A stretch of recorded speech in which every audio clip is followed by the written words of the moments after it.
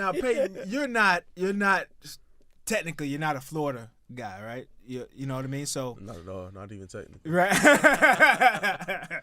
not a Florida boy, but there is, you're playing high school football here, and what a lot of fans in the state of Florida are trying to figure out is how the three big schools keep losing out on the Florida athletes.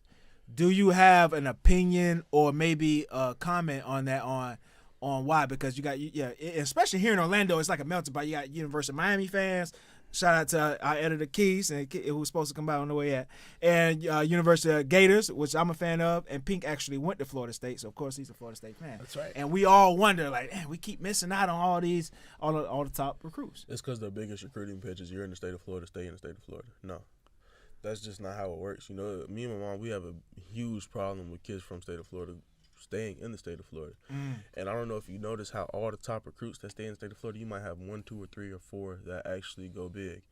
And the reason being for that is because the guys, the 3 stars, the 2 stars, the guys that go out of state, the guys that's going to Kansas State and Iowa and, North Carolina, those guys are one of one at those schools. You get a bunch of guys, well, I'd say majority of guys on these Florida schools rosters are from Florida. And it's like everybody that commits to them nowadays is just, you just going to sit behind another version of yourself. There's not a you in Illinois. There's not a you in Nebraska. There's not a you in Syracuse, New York. Like there's not a you on the West Coast. There's not a you in Utah. And they go sit behind each other and wasting their talent, Like, how many times do you see a guy transfer from a Florida school that's from Florida and go have success out of state? All the time. Yeah. Right. It's because there's no one else like him at that school, And you think that's starting to become a part of the consensus thinking now behind the athletes? Some kids get it, but a lot of them don't. Yeah. I mean, we have about 5 guys in Orlando going to a Florida school to play college football. So.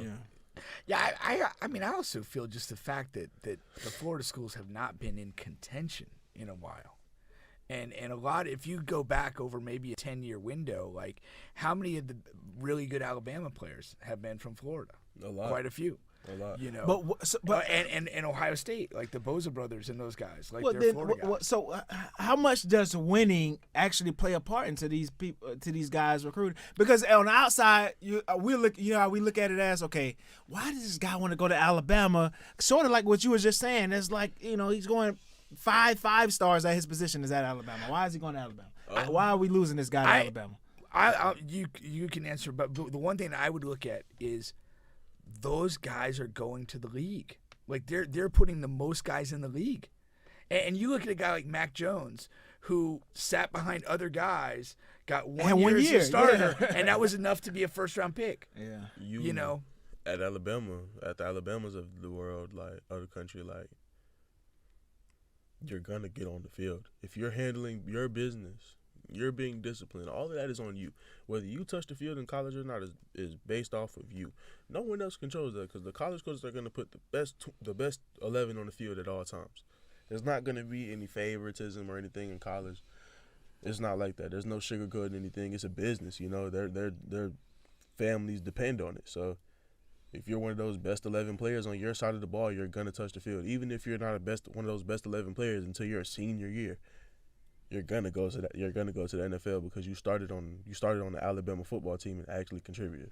Yeah, there was a guy. I don't know what state he's from, but there was a guy who started at Florida State. Landon Dickerson, he was there for a couple years, always seemed to get injured.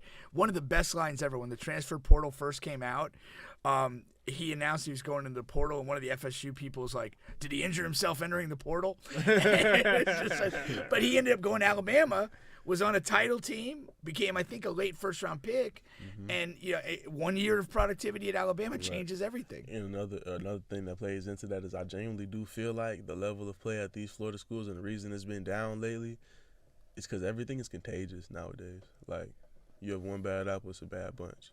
You know, you go to Alabama, there's no room for Yeah. there's no room to slack off. There's no room to You not mean go like 1,000%. team culture wise? Right. Right. And Yeah, okay. there's no room for you to not go 100% in practice every day because the person across from you is a first rounder as well, or is a fourth, seventh round pick as well. You know, everyone around you has the potential to play in the NFL. So, you know, that level of play, you know, I feel like it's easy for guys to play down to the level of their competition. You know, that's why some guys, they don't look that good against bad teams and they look like a superstar against great teams. You know, it's because they raise their level of